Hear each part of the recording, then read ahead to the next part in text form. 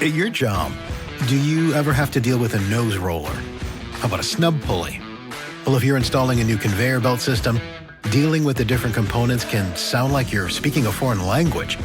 Luckily, you've got a team ready to help. Grainger's technical product specialists are fluent in maintenance, repair, and operations. So whenever you want to talk shop, just reach out. Call, click Grainger.com, or just stop by. Grainger, for the ones who get it done. It's the Opperman Report. And now, here is investigator Ed Opperman. Okay, welcome to the Opperman Report. I'm your host, private investigator Ed Opperman. Now, you can find me at Opperman Investigations and Digital Forensic Consulting if you contact me through my email at oppermaninvestigations@gmail.com. Now, if you like our show, be sure and check out our Patreon, the Opperman Report Patreon. I got a lot of documents up there lately and a lot of stuff up there. Check out our Patreon. Everything you hear Monday to Friday on AM/FM radio, you can find over on Patreon with all the ads and the commercials cut out. It's the best search engine to check out and locate old shows that are deleted off of YouTube. If half my stuff is gone from YouTube. Or then the podcast you could find Friday night. We do a live show, 8 p.m. Eastern Time at Spreaker.com, where there's a chat room, and you get an email notification. It's free. You get an email notification whenever I put up new content. I play repeats every single night. So I'm very excited about today's guest, Dr. Mark G. Hewitt. He's been on before talking about The Hunted, the Zodiac murders. It was a previous book he's been on our show about. This guy's obsessed with the Zodiac Killer, which brings us to the name of his brand new book that just came out, which is called Obsessed, My Relentless Pursuit of the Zodiac Killer. Dr. Mark G. Hewitt, are you there? I am here. I thank you for having me. It's an honor to be interviewed by you again. I guess this is our third time now, is it? Okay, I found one. I pulled up one right away, but what were the other two ones? This is our third. The second one was an interview about my book, Charles Manson Behind Bars. Okay, I remember that one. On YouTube about a year ago. Yeah, I remember that. Yeah, so we discussed... that was the book I wrote with a man who was housed beside Charles Manson for over a year. Willie became my friend. We started corresponding, and he started sharing with me stories and quotes from Manson, fresh from behind bars. And it shocked me because these stories he was telling me I knew were nowhere else available. So I encouraged him to start collecting these stories, write them all down, write down quotes. And together we collaborated on the book, Charles Manson Behind Bars. In some ways, it's a follow-up to Bugliosi's Helter Skelter, because that book ends with Manson going to prison, being convicted of and being given the death penalty. This book picks up on that and talks about what Charles Manson did and what he was like behind bars up until his death in 2017, I believe it was. Yeah, we had some folks on here about the controversy of his funeral with the distribution of his ashes and all the people taking photographs. There's a lot of behind the scenes chaos going on there. You can find Dr. Mark G. Hewitt at drhewitt.com, and then on Twitter you can find him at Author Hewitt, and he's also on Facebook, Mark G. Hewitt, and Instagram too as well. And get this, where you can meet Dr. Hewitt in person. He's doing something kind of crazy. Okay. I don't know, man. He's going to one of the Zodiac Killer crime scenes at Lake Herman Road on December 22nd. Is it December 20th? At 11 December p.m. 20 at 11. So yeah. Describe what's going on there before we get to your book. It sounds like a really bad beginning to a horror movie. Yeah. But I get together with a group of friends at the crime scenes on a regular basis. It's a social event. It gives us a chance to get together and talk about the case. And we'll be meeting December 20, 11 p.m. at the Lake Herman Road crime scene. So it won't be just you and me if you decide to show up, and nothing's going to happen to you. Everybody's going to be safe. But we usually get a good crowd, sometimes as many as 15, 20 people at a crime scene on an anniversary. So if you want to have a book of mine autographed, you want to just hang out with us and talk about the case, you're welcome to join us. Yeah, maybe even buy a book. You can bring some books with you. Also, too, it would be great if someone could film it. Do little YouTube videos or TikToks or something, but that would be really cool. I will likely have a documentary crew there. Yeah. Okay, so the latest book is called Obsessed, My Relentless Pursuit of the Zodiac Killer. Let's start with this. Is the Zodiac Killer the only case you're obsessed with, or the most obsessed with? It's the one I'm most obsessed with. In my book, I describe a number of obsessions I've had through my life. I don't know if I come to it genetically or by family background, but when something interests me, I throw myself into it. And I'm not content with surface answers. I want to dig down to the deepest truth that I can find.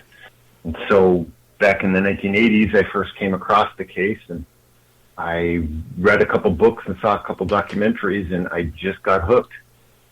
Partly because the case remains unsolved, and partly because of all of the fascinating, interesting parts to the case. The killer wrote to police departments and wrote to news outlets, as many as 24 letters he sent over the years. He's only credited with killing 5 people at 4 different crime scenes, but it's not known exactly how many, because there are crimes before those canonical 5 and crimes after those 5 murders that may or may not have been the responsibility of the Zodiac. And then in 1974, or soon after, he simply disappeared from the pages of history. So I guess everybody has a favorite suspect. Who do you lean toward? I concluded in the 3rd book of my trilogy. I have 3 books: Hunted, Profiled, and Exposed. In Exposed, I make the connection between the Zodiac serial killer and Theodore Kaczynski, a.k.a. the Unabomber. And it sounds like a crazy leap, and I thought it was when I first heard the idea myself. But my in-depth research into the case has convinced me that he was indeed responsible. When we think of the Unabomber, we think of a 53-year-old being dragged out of his cabin and arrested by the FBI for 25 years worth of, or almost 20 years worth of Unabomber bombs detonated around the country. But in 1968, Ted Kaczynski was a professor at UC Berkeley. He was within a 30-minute drive of the crime scenes in Northern California. And following his time at Berkeley, there's about a 2-year gap in his timeline where not a whole lot is known about where he was or what he was doing. And then in July of 1971, he shows up in Lincoln, Montana, which is where he bought property with his brother, built his cabin, and lived there for the next 25 years. Well, during that 2-year gap, that's when most of the Zodiac crimes took place, the murders, the letters, and whatnot. And following Kaczynski's move to Montana, there's only a single remaining confirmed Zodiac letter that was ever sent. So there's a certain amount of correlation between what Kaczynski was doing and what the Zodiac was doing. Okay, that's a really unique theory. Now, isn't there some DNA on an envelope or something? Has that ever been checked with Kaczynski and compared? There's never been a full DNA profile gathered that the police have copped up to. There have been rumors swirling that maybe a Zodiac DNA profile is available, or it might be. The best they've been able to do is get a very partial profile, and one that's so weak and lacks so few markers that they're not even able to upload it to CODIS. There's hope that someday DNA may be found from one of the letters that he sent under a stamp, or in the sealing of the envelope, or one of the items that he may have touched during his criminal career. But to date, there's a real paucity of forensic information on the Zodiac. A number of fingerprints were collected from the Zodiac spree. However, not a single print can be conclusively guaranteed that it is a Zodiac fingerprint. Every one of the prints that they have were taken from public locations.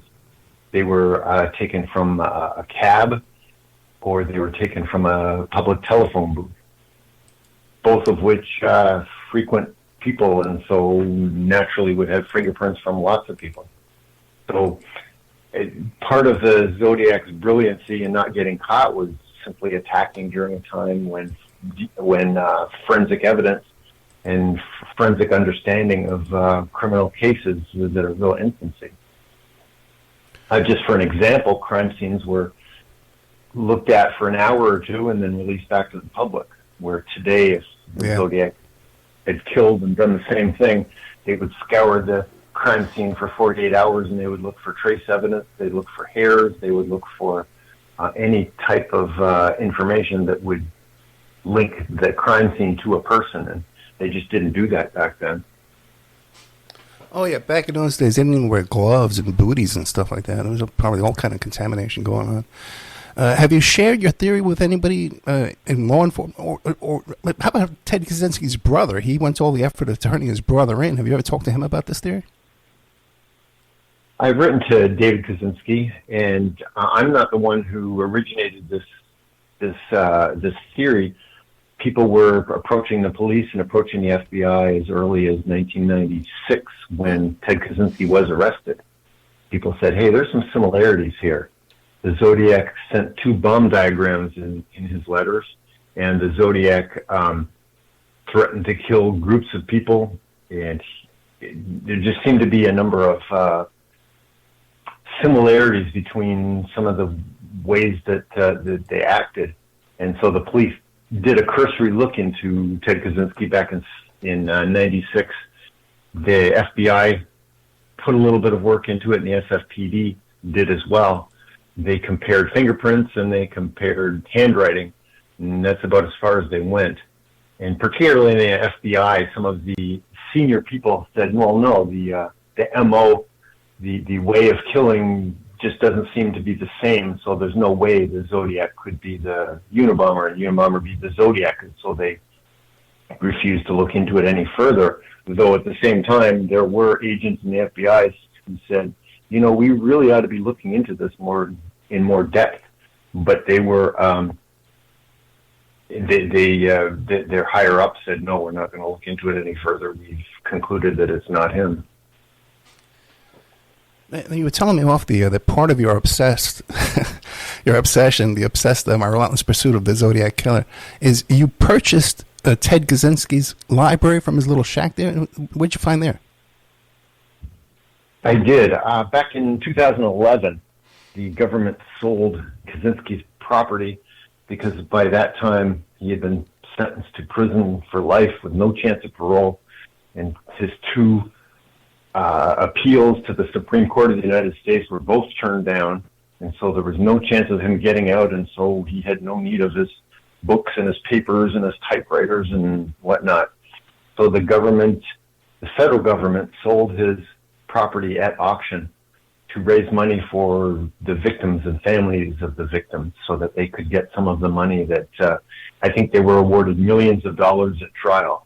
But Kaczynski lived his life as a pauper, so the family members never got anything until they were able to sell the property, and they raised almost $300,000 by selling all of his properties. And during the auction, I was very interested in Kaczynski's library. I wondered what books he owned and how they might have related to the Zodiac case. And so I was able to purchase over 240 books that were in Ted Kaczynski's cabin. And then I scoured the books page by page and found quite a bit of marginalia, notes that Kaczynski himself wrote in the margins of books. And some of the information that he jotted in was very reminiscent of the Zodiac letters. Some of the wording, some of the types of handwriting looked very familiar. And I detail a lot of that in my book, Exposed, the 3rd book of my Zodiac trilogy, Exposed, the Zodiac Revealed. Now, did you turn over that material to a handwriting examiner to compare to those known letters we have? They were both scanned all over the internet. Yeah, I did not. If you've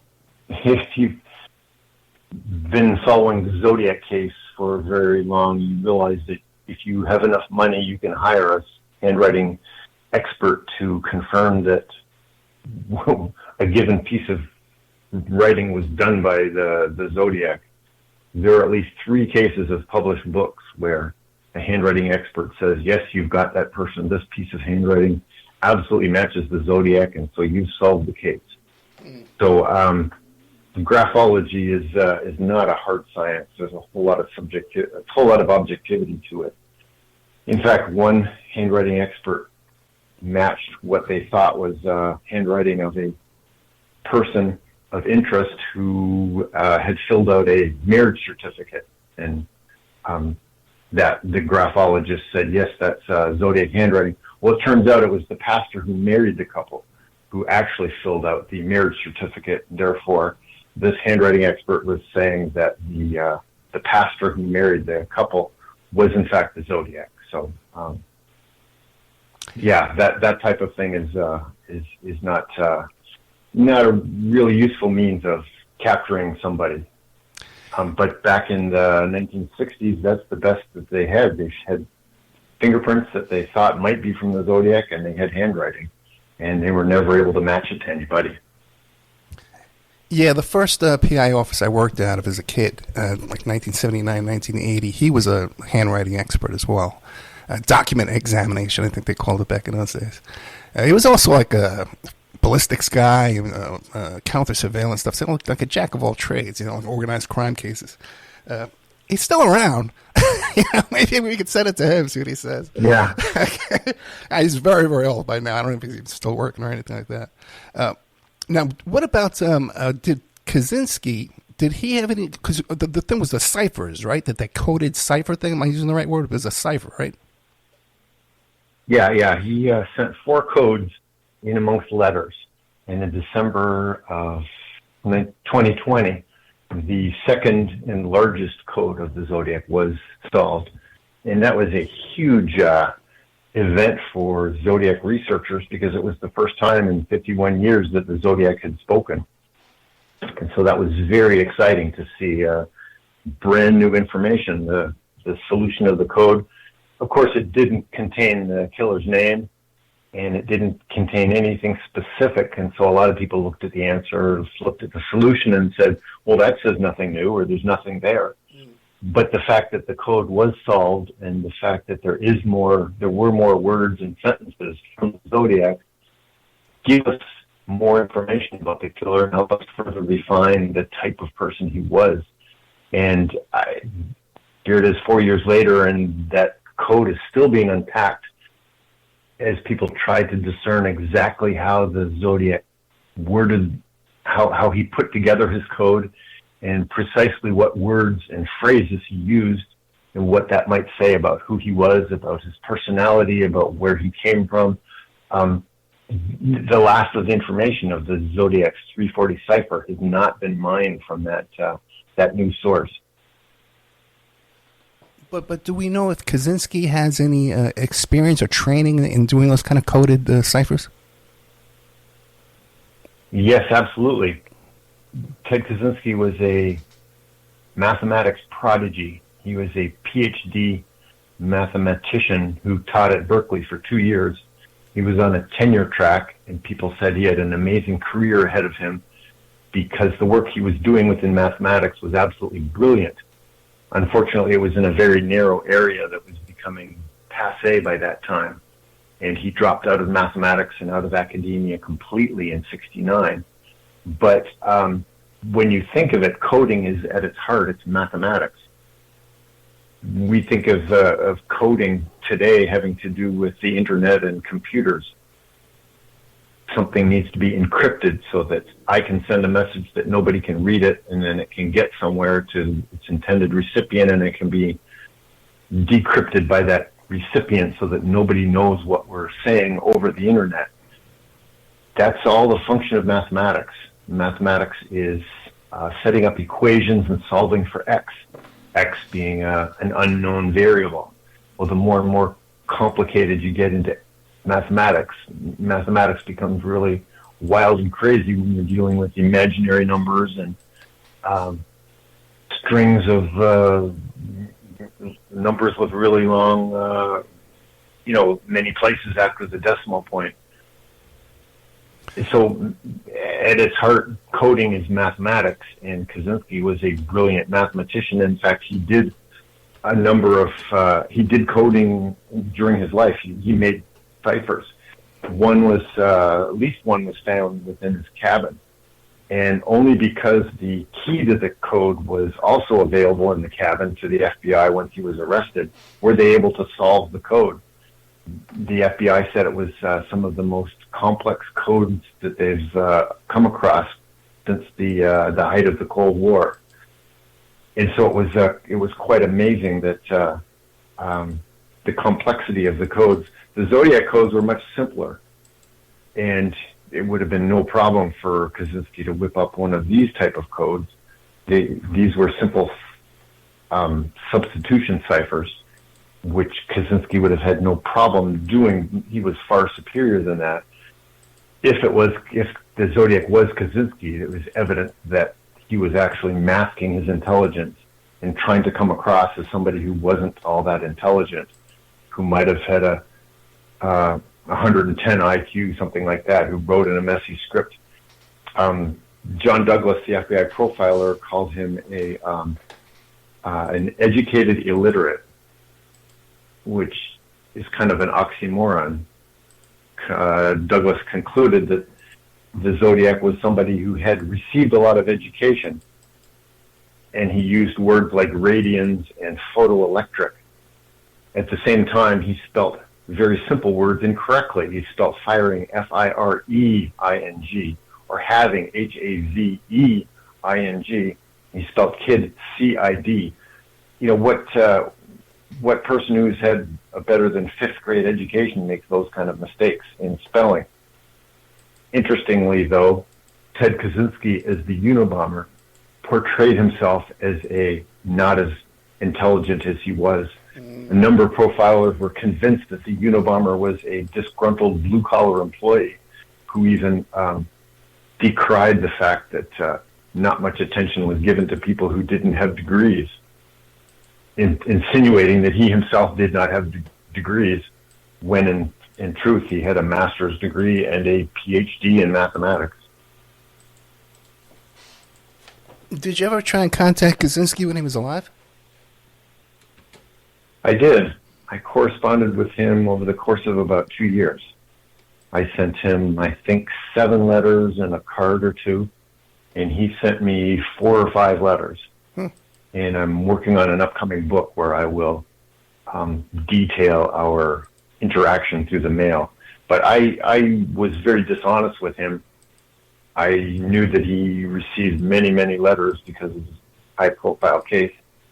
So I sent a letter that I knew would get a response. I told him that I had read the manifesto, his manifesto that he released in 1995, and I said it really moved something within me, but I wasn't really sure what I needed to do to deal with the technology problem that he detailed in his manifesto. Well, it was like throwing up a red cape in front of a bull. He was so excited that somebody read his manifesto and cared about it and wanted to do something and was open to his opinion and his direction. So he wrote me back right away, and we started corresponding. But after about 2 years, somebody tipped him off to the idea that I was researching and writing about the Zodiac. And so after that, I only got one confrontational letter from him, and then he ceased all activity with me. That's fascinating. Now, what about, I had a guest on the show called NT Lawyer. He's an entertainment lawyer. He runs that website, Crazy Days and Nights. Familiar with him? I am not. One of his blind items was that he came up across some information that Greta Thunberg, you know, that little kid, with the, you know, that she was corresponding with Kaczynski. I guess you don't know about that then, right? No, they didn't. I'm not aware of that. That would have happened after I corresponded back in 2009, 2010. Yeah, maybe you could contact her and see if she's ever come up with anything about this. But she probably had the fan mail too going with them, you know, because they have the same kind of beliefs. Quite likely, yeah. Yeah, she's all about environmentalism, and Kaczynski wanted everybody to believe that he was about environmentalism, but he really wasn't. He was just looking for followers, looking to control other people. You know, I got to tell you, man, after hearing, you know, your research here on all the stuff you've done with Kaczynski, I can understand why you would be obsessed, after all this time. Hence the name of your book, Obsessed, My Relentless Pursuit of the Zodiac Killer. But back to Kaczynski for a second, too. What about, like, notebooks? Did you get any notebooks, handwritten notebooks or anything there you might have done? Diary? No, his journaling, and there were tens of thousands of pages pulled out of the cabinet. I think his journaling sold for something like $10,000 at auction. And I did not bid on that. I would love to see that. Some of his cabin writing is available online. Different pages here and there have been leaked out or posted. All the writing that I have is just in the margins of his books, which was actually quite a bit, more than I expected. Apparently living alone and having a huge library leads him to having a lot of discussions with himself. And so he would disagree with an author, and so he would jot down something, or he would add something that was supporting evidence to what the author had said. So it wasn't every book, and it wasn't every page, but it was probably half of his books have margin notes, and often 5, 6, 10, 12 in a book.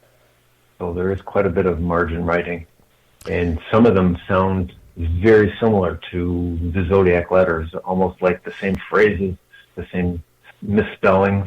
It's very interesting. And how much did you wind up paying for all this? If you don't mind me asking. I don't. That's not something I'd share. Okay. Yeah. Oh, boy, it's just so fascinating, man. Okay. So what else are we going to find in your book here, Obsessed, My Relentless Pursuit of the Zodiac Killer? Not the price you paid, that for sure. That's top secret. But what else are you telling us about in this book here, about your life with this obsession? Now that I think about it, I think the final price that I paid for the library is actually in the book. So okay. It's not that well guarded a secret. Or if it's a secret, I'm not very good at keeping it. The Obsessed is kind of the backstory to my trilogy. Yeah. After I wrote the trilogy, where I go into great depth and explore the case in greater depth than has ever done before, and with greater accuracy than has ever done before, people would ask me, well, how did you get into the case? And what fascinates you about the case? And what interesting things have you done, and where have you gone to find information? And so that's what Obsessed is. It's my memoir of hunting for the Zodiac. And I detail a number of conversations I had with people, research partners, research teams that I worked on. It was like there was nothing almost nothing I was unwilling to do to find more information. I did a deep dive and said, wherever the information is to be had, I will do what I can to find it. And so part of it was getting together with other people who were familiar and interested in the case and discussing it. I worked with people sometimes for many months and gathered together and discussed the case and went over the Zodiac letters line by line and word by word, sometimes a single sentence. I would talk with somebody for an hour or two about what does this particular sentence say about the person who wrote it. And what I was getting into at that time, and I didn't know it as such, but was a forensic, literary forensics or forensic, the word escapes me at the moment. A forensic linguist. The use of language. Yeah. Yes, forensic. I interviewed one time. Yeah. I appreciate that. So forensic linguistics basically says no two people use language the exact same way. If you found a page of writing from my family, you could pretty quickly figure out who wrote it, whether it was me or it was my son or somebody else that I'm related to, because I talk about things that are of interest to me, and I use wording a certain way, and I compile my sentences a certain way, where my son would have different interests and he would use different vocabulary, and he would put sentences together differently. And so you don't send as many as 20 letters to the police and the press without saying something pretty significant about yourself. Except the challenge to that is people can mask their own writing and their own linguistics. Just as we talked about earlier, people can dumb down their writing or try to make themselves look more intelligent than they are by throwing in more difficult words. I'm convinced that the Zodiac actually wrote out his letters and then edited them, and then the final copies were a second or third or fourth generation from his letters, where he was able to take out some big words or misspell words or mess around with punctuation, which is very obvious that he was doing that within his letters. In one particular spot, the Zodiac used a period where a comma belonged and used a comma where a period belonged. So when you read it, it just doesn't flow and it doesn't make any sense. But if you switch those two around, it's like, oh, okay, now it makes perfect sense. So he was playing with that. So what can you deduce about the Zodiac based on the fact he uses language a certain way, with the understanding that he was also messing with his readers and messing with people who are investigating the case? That's where it gets very complicated, but some information will slip through that he doesn't realize. And at the same time, what the FBI will tell you is the more staging that you do in a crime scene, the more information you give about yourself.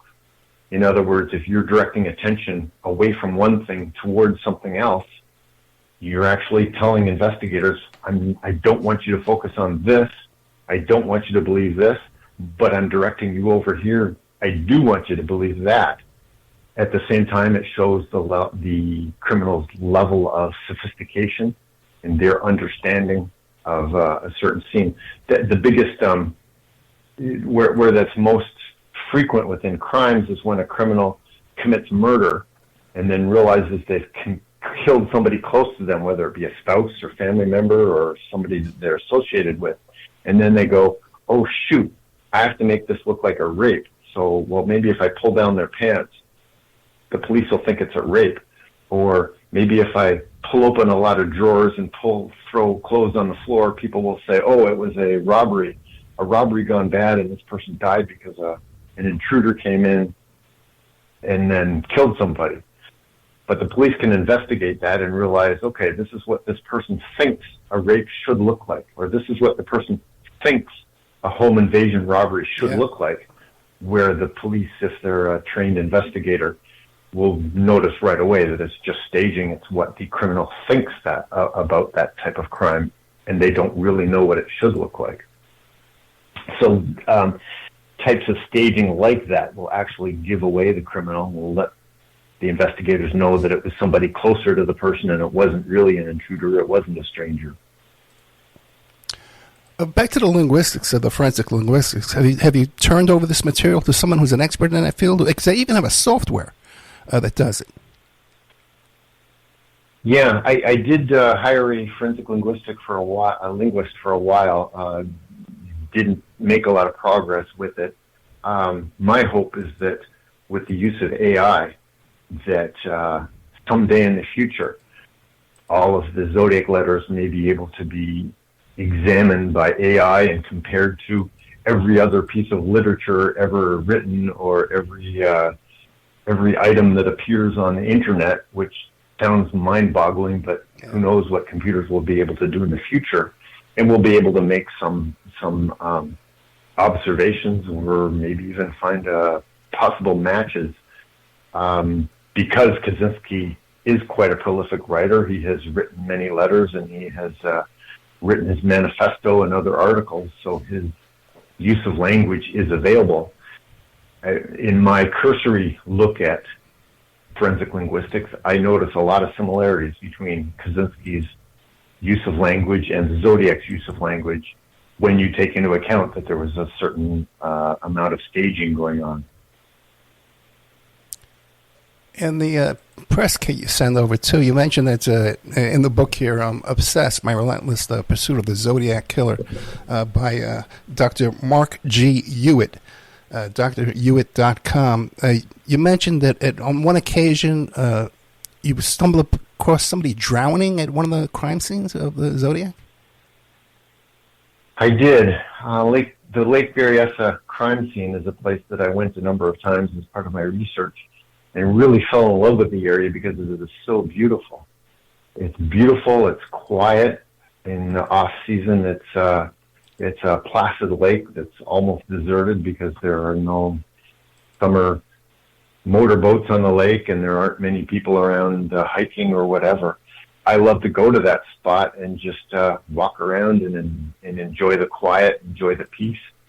I go there to think. I go there to make plans for the future, make life decisions, whatever. So I end up going up there several times a year. It's only about an hour and a half drive from my home in Santa Rosa. And this one particular occasion, the recreation area was opened up again during COVID. It was shut down in early 2020. And a few months into it, I don't know if it was May or June of 2020, they opened it back up again and said people can go there. I showed up at the lake and was just wandering around, and it was absolutely deserted. And while I was there, a group of 6 people showed up to do picnicking, I assume.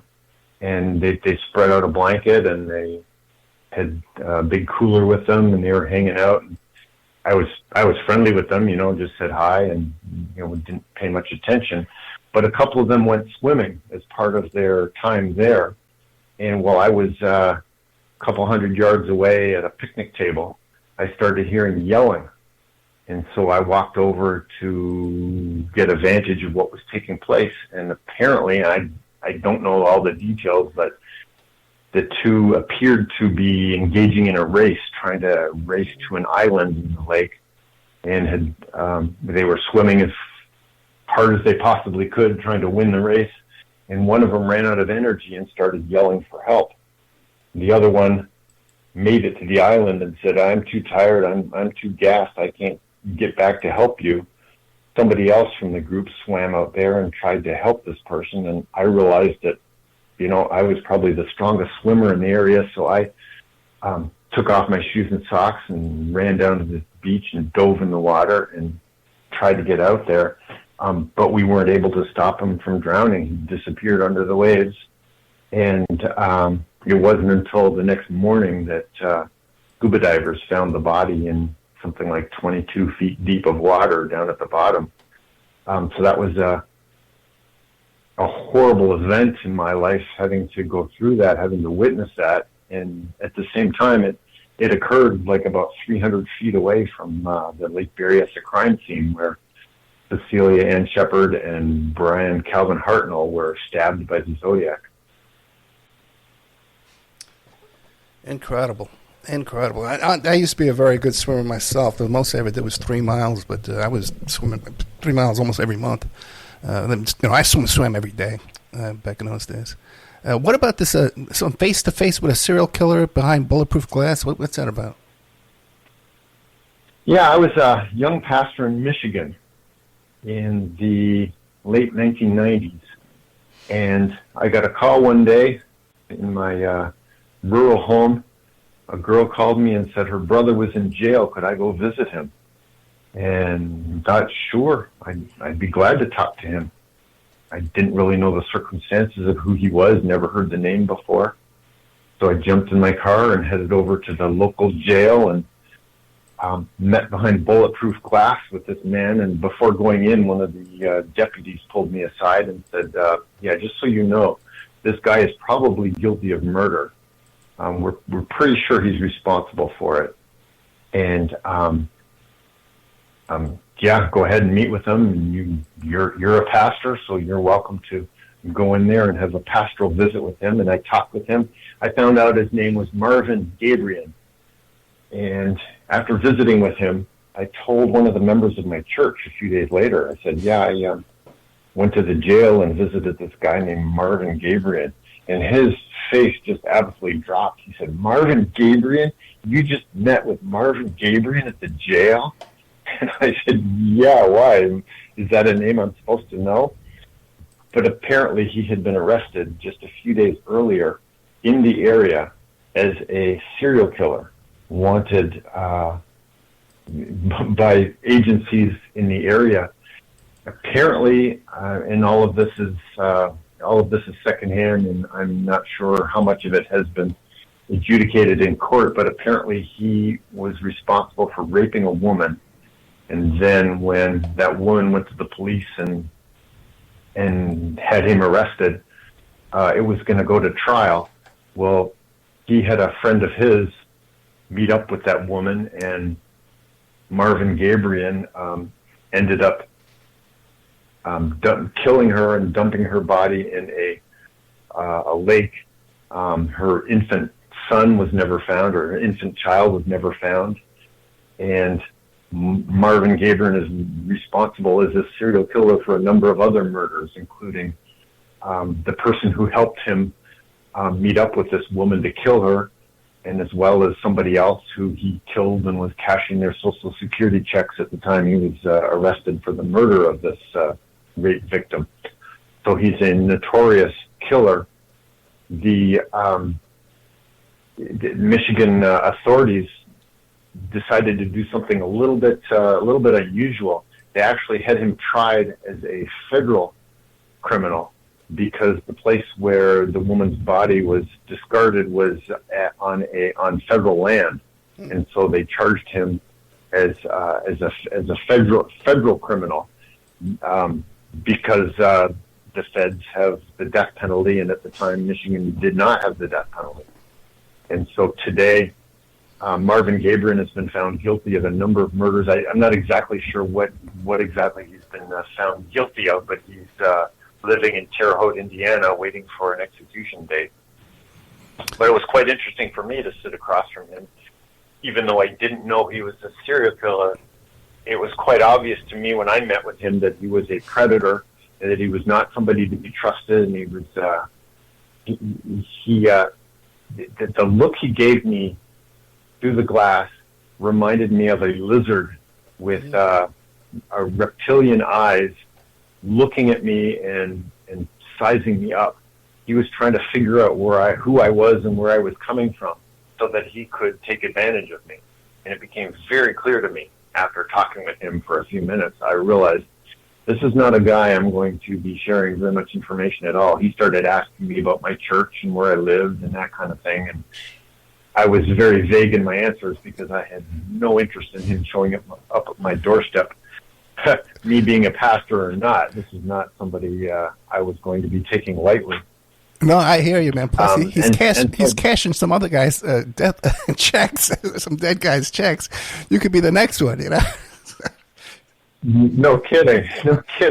So I never had contact with him again after that. And once I got involved in the Zodiac case many years later, I started thinking, maybe I should have kept more in touch with him. Maybe I had more to learn from him, from his situation and being a serial killer. But boy, I will never forget the fear I had sitting, even though there was bulletproof glass between us. Yeah. It's like, this is not a guy you want to meet in a dark alley. Yeah, I met Richard Begenwald, who was also a serial killer. And I didn't know he was a killer at all when I met him. It's amazing. I wonder how many people have met serial killers and they weren't caught, It seems to be pretty common. I had another guest on here, too, that stumbled across a serial killer in his life. Very fascinating. You talk here in your book here about corresponding with dozens of celebrities. What's that about?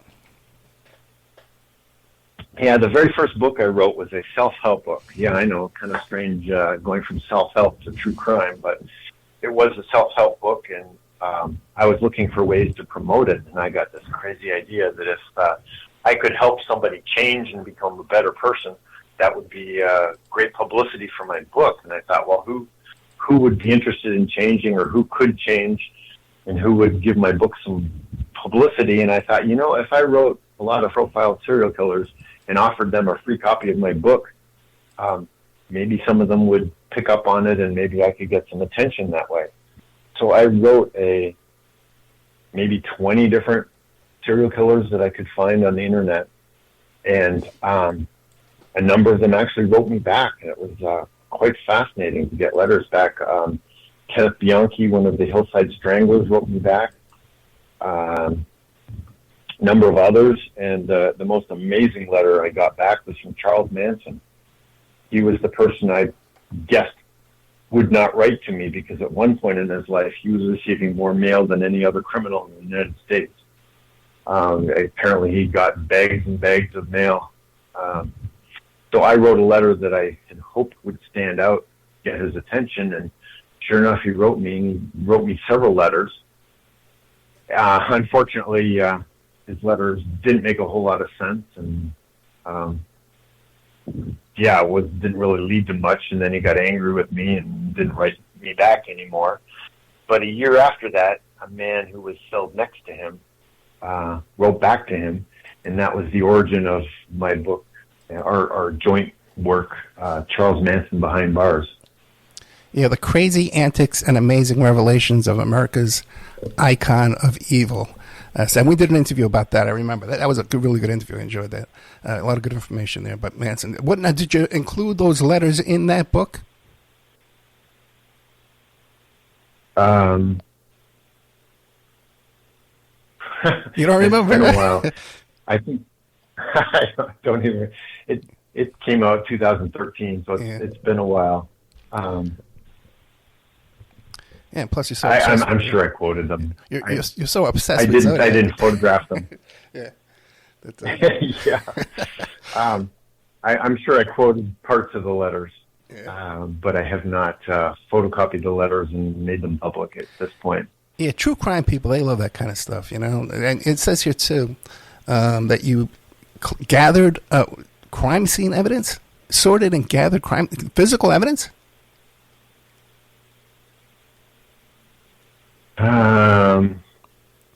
As far as my Zodiac research, I have gathered everything that I can. I'm not a forensic scientist, so obviously I didn't gather DNA or fingerprints. But gathering, I'm a researcher, so all of my books on the Zodiac are based on primary research, and I've used primary sources where they're available. In a few places, I've had to use secondary sources. And noting that this isn't primary research, but the research I have done is fact-based. And so a lot of the work I've done with the Zodiac case has been able to eliminate a number of the myths that have grown up around the case. In a number of cases, I've actually been able to, a number of instances, I've been able to say, well, this is why this idea came about.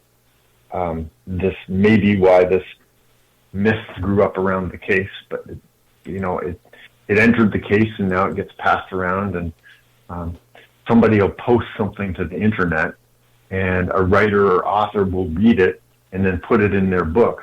Oh, this is true because I read it on the internet. And then somebody will quote that book saying, this book says such and such is true, and suddenly it becomes a thing. It becomes part of accepted lore just because it got passed around a little bit. And it's unfortunate to see that, but it happens in every high-profile case. You have no idea at it, how many times I've read a post on the internet claiming to quote something I've said. Okay? that I don't even remotely agree with. Yeah? It's the craziest stuff, man. And it's on tape. You can play the tape back. Yeah, it's just crazy. Yeah. Was it Yogi Berra who said, half of the stuff I never said half of the stuff I said. Yeah, there you go. So, what are some of the myths that you've debunked? There was a car chase into the Blue Rock Springs Park in the Zodiac case. It's like there was no car chase.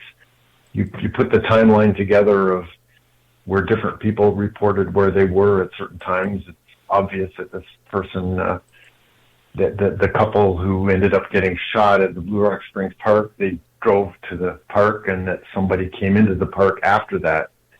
There was no car chase, but of course, a publisher, if they want to make a book sell better, want to make it sound more exciting, maybe a publisher said to the author, maybe you ought to put a car chase in here. That'll add some excitement to the case. And it just didn't happen. Or somebody's involved in a high-profile case, and they get reporters and authors and true crime experts asking them all the time, what happened? well, the story gets a little bit bigger each time it gets told, and it gets a little bit more exciting and a little bit more interesting. That happens regularly too.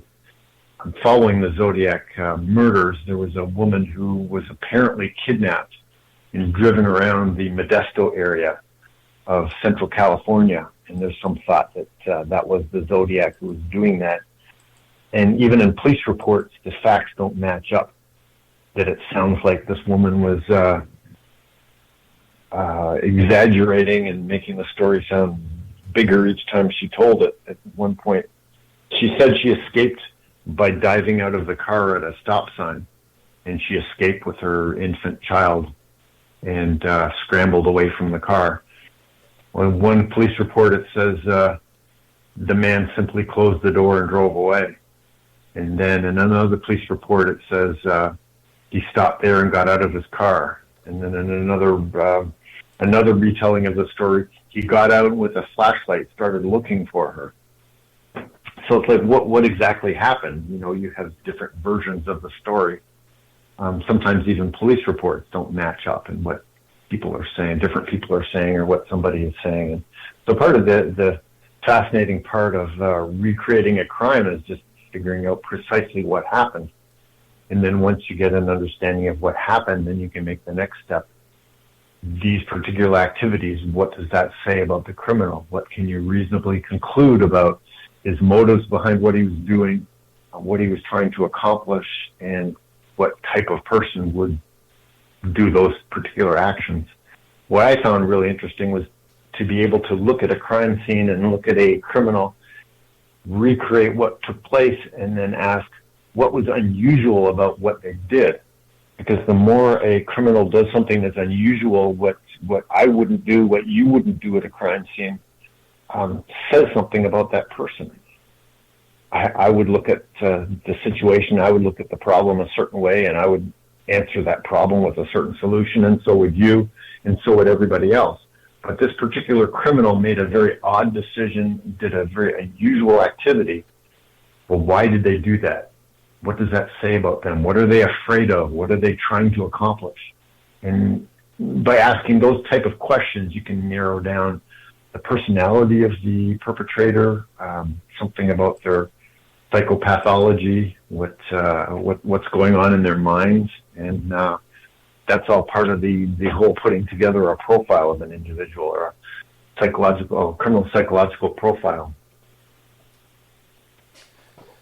We're almost out of time, but you mentioned that on the December 20th at 11 p.m., you're going to be going to the Lake Herman Road crime scene in Vallejo, California, right? My first question is, why do you choose 11 p.m.? Why do you want to do this 11 o'clock at night? Well, that was when the crime took place. Gotcha. Now, what other crime scenes have you done these kind of meetups at? Done to every one of the Northern California crime scenes, and some of my friends have gone down to Riverside, California, and on the 50th anniversary of the murder of Sherry Jo Bates, who may or may not have been a Zodiac victim, they have gone down to pay homage to her and remember her at the Riverside crime scene. But there are 4 Northern California crime scenes. The first one being the Lake Herman Road that was on December 20th, 1968. And about 6 years ago, we had a 50th anniversary at that site, and we had as many as 50 people show up to remember the couple who were shot and killed there. The next murder scene is the Blue Rock Springs Park, which is only about a 3-mile drive from the Lake Herman Road turnout where the first attack took place, maybe about 2 miles as the crow flies. And that's where Darlene Farron was killed and Michael Mageau was shot, but he miraculously survived. The Lake Berryessa crime scene is the third crime scene, and that took place the second crime scene was July 4th, 1969. Lake Berryessa crime scene was September 27, 1969, and then and that's where the Zodiac stabbed a couple on the shore of Lake Berryessa. And then the final crime scene was exactly 2 weeks after that, on October the 11th, in Presidio Heights of San Francisco, right in the property of San Francisco, a short walk away from the Presidio grounds where the perpetrator, after shooting cab driver Paul Stein, absconded to escape, and that's the last time that he has conclusively been cited, observed, and known what happened to him. Following that, there was about 5 years of letter writing with no apparent murders by the Zodiac, and then 1974 was the last confirmed Zodiac letter in January of 1974. There may have been other letters that year. There may have been a few other letters over the next decade, but precisely what happened to the Zodiac after that is not known. He was never heard from again, as they say. Now, when you have these meetups, do you ever have people show up that make you nervous or give you concern? Very rarely. Yeah. Very rarely. A few people with emotional problems have shown up, and one man sat beside me at a restaurant. There were a group of us together, and he started talking about his theories and what he thought, and I said, that's interesting, and somebody else would start saying their theory, and he said, no, that's not true, that's not right. Yeah. My theory is the right theory. And we tried to explain to him, no, different people have different theories, and it's okay. You can share yours, and other people can share theirs, and we respect one another, and we act as adults here. And he got very upset and stormed out of the place. And that was one unusual contact. Another was a very troubled man who actually posted online death threats for anybody who would show up at a crime scene. And that happened at the 50th anniversary at Lake Herman Road. And it concerned a lot of people. We still had the gathering, still 50 people came out, and a police officer actually went to the turnout on Lake Herman Road and was there hanging out with us and just said, oh, no, I'm just here to make sure everybody's safe and everything's going on okay. And it turns out he had been notified of the death threat, and that's why he was there.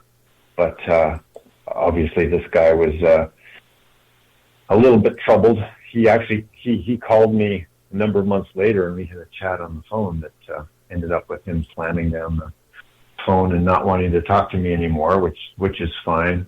He didn't offer me any death threats, but it was obvious to me he's a very troubled person. But so far, everybody's been safe going to a crime scene. So, but yeah, the high-profile nature of the Zodiac case has brought a lot of interesting characters out of the woodwork.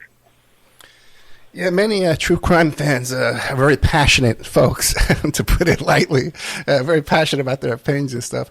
I was in a film once, and when I went to go watch at the film festival in California, somebody recognized me, or they recognized my voice or something like that, and they followed me into the men's room to talk to me while I was in there. Oh, my goodness. I know, man. It shook me up, bro. Oh, God. All right, let's see how we're doing on time. Oh, we're way out of time. I'm going to have to cut some commercials out. We've been talking to Dr. Mark G. Hewitt. You could find him at drhewitt.com. On Twitter, he's Author Hewitt. Don't forget that thing on December 20th. And that's about it. Dr. Hewitt, thank you so much, man. Great info. Thank you, Ed. I appreciate talking to you. Good night, sir.